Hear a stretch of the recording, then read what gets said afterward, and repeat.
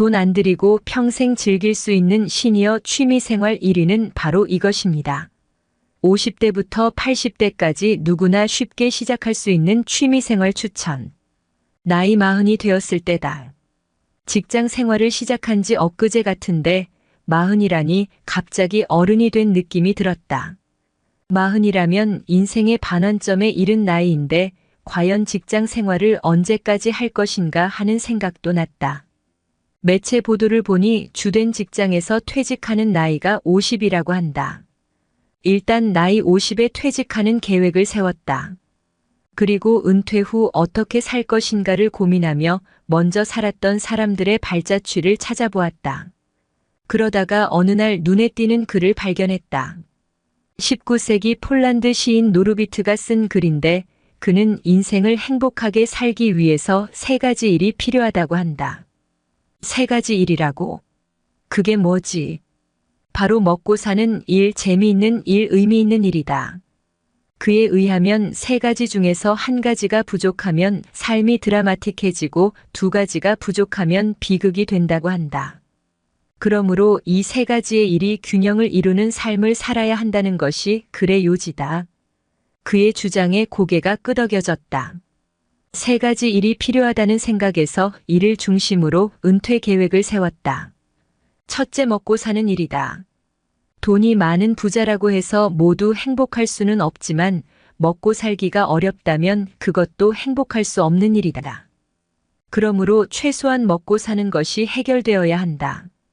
둘째, 목숨을 바칠 정도로 재미있는 일이다. 많은 사람이 은퇴 후에 무엇을 할 것인지 고민하지만 좋아하는 일을 물어보면 대개 없다고 한다.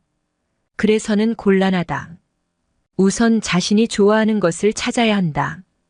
셋째, 의미 있는 일이다. 사람들은 내심 의미 있는 일을 하고 싶어 한다. 자신도 이 땅에 흔적을 남기고 싶은 것이다. 그러나 먹고 살기에 급급해 막연히 그 일을 뒤로 미룬다. 은퇴는 바로 이런 일을 할 수 있는 기회다. 직장 생활을 할 때 가까운 친구들과 가끔 책을 읽고 독후감을 나누었다. 언젠가 이들에게 은퇴하면 투자 클럽을 하나 결성하는 것은 어떠냐고 물었다. 그랬더니 다들 좋다고 맞장구를 쳤다. 우리는 매월 격주간으로 2번씩 모이기로 하고 몇 가지 원칙을 정했다. 주식이나 채권에 투자한다면 수익을 올리기보다 손실을 보지 않는 쪽에 더 비중을 두었다. 모두가 공감하면 투자하지만 한 사람이라도 부정적이면 투자하지 않았다. 물론 이렇게 내린 결론이 늘 옳았던 것은 아니다. 그러나 토론하는 과정을 통해 새로운 점을 발견할 수 있었고 적어도 편견에 빠져 그릇된 결정을 내린 적은 없었다. 이 모임은 지금도 하고 있다. 먼 친척보다 가까운 이웃이 낫다는 속담도 있지만 자주 만나다 보면 정도 두터워지기 마련이다. 은퇴 후 인연을 많이 정리했는데 투자클럽은 내가 참석하는 몇 개 안 되는 모임이다. 나는 투자클럽을 통해 먹고 사는 일의 일부를 수행하고 있다. 퇴직할 무렵 이웃에 사는 성당 교우가 내가 학교 다닐 때 드럼을 친 것을 알고 몇 사람이 모여 밴드를 결성하자는 제의를 한다. 악기를 손에 놓은 지 오래되어 내가 과연 할 수 있을까 고민하다가 그의 제의에 응하고 음악학원에 등록하여 다시 드럼을 익혔다. 이미 기초는 다져있는 터라 두어 달 배우다 보니 예전의 감각을 되찾았다. 내친 김에 콘트라베이스도 배웠다. 그때부터 동네 이웃들과 밴드를 결성하여 10여 년 이상 정기적으로 연주회를 개최했다. 우리 밴드의 연주는 조용히 감상하는 여타 음악회와는 달리 맥주를 한 잔 걸치고 박수로 호응하며 때로는 춤을 추기도 한다. 이름만 대면 알만한 지인이 음악회에 와본 후 우리나라에 이런 문화가 있는지 몰랐다고 하며 즐겨 참석했다. 동네 이웃과의 음악회를 통해 재미있는 일도 추구한 셈이다. 그러다가 어느 날 비보를 접했다. 회원 한 사람이 불의의 사고로 불귀의 객이 된 것이다. 그 후 팀을 해체했는데 그와의 추억을 떠올리면 지금도 그때가 그립다. 10여 년 전 매체 보도를 통해 영국의 제3기 인생학교 U3AUNIVERSITY of the CRDAG가 있는 것을 알았다. 노인이 돌아가시면 도서관 하나가 불탄다는 격언이 있다. 시니어들은 생을 살며 터득한 경험과 지식을 주위 이웃들에게 나누어 주고 싶어 한다. 그러한 원리로 설립된 것이 바로 영국의 인생학교다. 나는 이런 학교가 우리나라에도 꼭 필요하다고 생각했다. 2012년 보건복지부가 주최하고 국민연금공단이 주관한 은퇴 후 8만 시간 디자인 에세이 공모전에 나의 생각을 요약하여 서로 가르치고 배우는 학교란 제목으로 응모했는데 시류에 맞는 주제인지 대상에 뽑혔다. 여기에 힘입어 2013년 분당에 아름다운 인생학교를 세웠다. 그리고 2020년에는 위례 신도시에 위례인생학교를 추가로 설립했다. 인생학교가 분당과 위례에 설립된 후 여러 기관과 시민들이 찾아왔다. 앞으로 인생학교가 지역 곳곳에 세워질 것으로 전망한다. 최근 경기도 관계자와 산하도시에 인생학교 설립을 모색하고 있다. 인생학교는 단순히 지식만 나누기보다 은퇴 후에 뭘 할지 모르는 이웃들에게 여러 가지 팁을 전해주고 친구가 되기도 한다. 통계청에 의하면 우리나라 노인의 자살률이 OECD 국가 중에서 1위라고 하는데 인생학교가 전국으로 보급되면 자살률도 어느 정도 낮출 수 있지 않을까 기대하고 있다.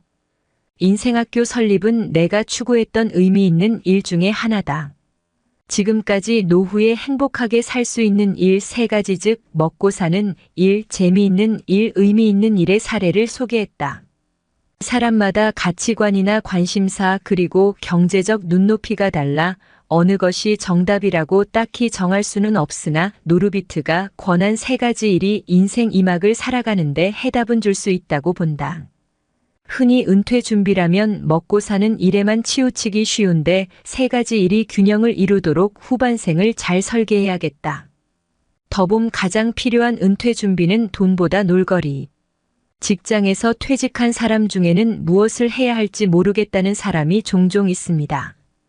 은퇴를 앞두고 오로지 재무에만 관심을 가진 탓입니다.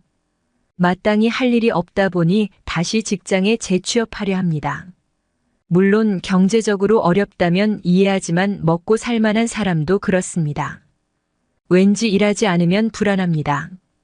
오로지 일에만 몰두했기 때문입니다. 일에만 열중하다 보니 놀 줄은 모릅니다. 돈이 좀 있는 사람은 기껏해야 골프입니다. 물론 골프가 나쁘다는 것은 아닙니다. 하지만 골프만 치기에는 우리 인생이 너무 아깝습니다. 학자들의 전언에 의하면 우리 인간은 신이 주신 능력의 5% 정도, 천재라 하더라도 1015%밖에 쓰지 못하고 죽는다고 합니다. 어느 예술가의 푸념입니다. 자신의 친구는 직장에서 대표를 오래 역임하여 돈은 많은데 맨날 골프만 치며 놀 줄은 모른다고 개탄합니다. 반면 자신은 오페라도 보고 싶고 놀거리는 많은데 돈이 없다고 불평합니다. 한쪽은 일을 열심히 해서 돈이 많은 건지 그리고 다른 쪽은 놀기만 해서 돈이 없는 건지 모르겠지만 어느 쪽에도 치우치지 않는 균형된 삶을 설계해야겠습니다. 한때 독자들의 인기를 끌었던 책인생 수업 저자이며 평생 죽어가는 사람을 돌보았던 정신과 의사 엘리자베스 퀴블러 로스 박사는 인생을 놀이에 비유했습니다. 우리의 본향은 아주 먼 별에 있으며 삶은 지구별에 잠시 소풍 온 것이라고 합니다. 그러니 우리는 그저 잘 놀다 가면 된다고 사람들을 격려했습니다. 흔히 사회에서는 어른들이 노는 걸 부정적으로 생각하고 있습니다. 그러나 놀이는 아이들만의 소일거리가 아닙니다. 그것은 모든 존재의 생명력입니다. 놀이는 마음을 젊게 하고 일에 활기를 불어넣어주며 인간관계를 잘 맺게 합니다. 퀴블러 로스 박사는 놀이가 삶을 가장 충만하게 사는 방법이라고 주장했습니다. 직장 생활을 하느라 놀 줄 몰랐다면 이제부터라도 배우면 됩니다. 그렇다면 어떤 놀이가 좋을까요? 어느 연구원에서 60대 이상을 대상으로 취미 생활을 어떻게 하나 물었더니 1위가 TV 시청이었습니다. 하루에 무려 3시간 이상을 TV를 보는데 쓴답니다. 물론 TV 시청이 나쁘다는 것은 아닙니다. 문제는 그걸 습관적으로 본다는 겁니다. 한국보건사회연구원에서 실시한 중년층의 욕구 조사에 의하면 노후에 하고 싶은 활동으로 젊어서 하지 못했던 취미생활이 42.3%로 1위를 차지했고 자원봉사가 16.8%로 2위에 올랐습니다. 은퇴 후에는 재미있는 일과 의미 있는 일을 하고 싶다는 욕구가 있음을 알 수 있습니다. 이렇게 머릿속으로는 여행이나 악기 연주 같은 취미 생활을 생각하지만 정작 여가의 대부분을 TV를 시청하는데 할애했습니다. 은퇴를 준비하는 사람이 꿈꾸는 건 퇴사 후에 자유를 얻을 수 있다는 겁니다. 여기서 말하는 자유란 다른 사람에게 구속되지 않고 온전히 자신의 의지대로 시간을 활용할 수 있다는 걸 의미합니다. 그러나 TV 시청은 남이 만들어 놓은 프로그램을 그저 구경만 하는 수동적인 취미입니다. 이런 취미 활동은 아무리 오랫동안 지속해도 능력으로 연결되지 않습니다. 반면 능동적인 취미 활동 이를테면 악기 연주, 글쓰기, 사진 찍기, 그림 그리기 같은 활동은 처음부터 잘할 수는 없겠지만 하면 할수록 익숙해지면서 능력으로 발전합니다. 어느 분야의 전문가가 되기 위해선 일만 시간을 투자해야 한다는 주장이 있습니다. 그러니까 은퇴 후 남아있는 시간을 잘 활용할 수만 있다면 몇 가지 분야의 전문가가 될 수도 있다는 겁니다. 물론 남은 후반생을 살면서 여러 분야의 전문가가 될 필요는 없습니다. 그러나 우리의 노력 여하에 따라서는 한두 가지 분야의 전문가는 충분히 될 수 있습니다. 은퇴자들이 선호하는 활동이 자원봉사이기도 한데 전문가가 되면 그 재능을 여러 이웃에게 나누어 줄 수도 있습니다.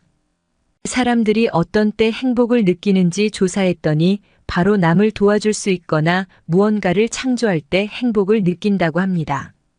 최근 퇴직한 후배가 앞으로 여가 활용에 대해 상의하려고 저를 찾아온 적이 있습니다. 먼저 퇴직한 것을 축하하고 무엇을 하고 싶냐고 물으니 결과물이 있는 취미가 좋겠다고 하며 그림을 배우겠다고 합니다. 이렇게 구체적인 꿈이 있어야 합니다. 저는 그에게 그림을 배울 수 있는 몇 가지 방법을 제시했습니다. 흔히 노후 준비는 재무 관리만 생각하는데 가장 좋은 노후 대책은 자신이 무엇을 좋아하는지 발견하는 것이며 그리고 그걸 배우는 일입니다. 우리 주변에 잠시 눈만 돌리면 놀거리를 가르쳐주는 곳은 많습니다. 우리 인생학교로 오셔도 좋습니다. 놀다 보면 새로운 아이디어가 떠오릅니다. 놀이를 통해 치매도 예방할 수 있습니다. 그동안 열심히 일한 우리 어머니 아버지들, 노는 것에 너무 부담을 갖지 말았으면 합니다. 놀기에도 우리 인생은 그리 길지 않습니다. 당신의 후반생을 응원합니다.